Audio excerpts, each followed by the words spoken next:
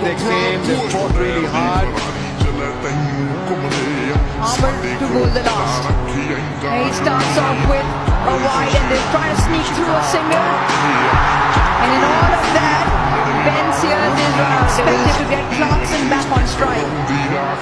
That has happened, but also wide, one more added to the score. This was not required, especially when wide was bowled. I can understand if this wouldn't have been wide. Once it was wide,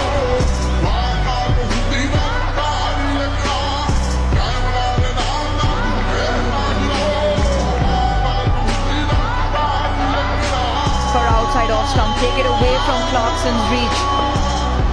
Or is it a slow one? Brilliant delivery. not only brilliant delivery, the field set for a certain delivery and angles. Oh,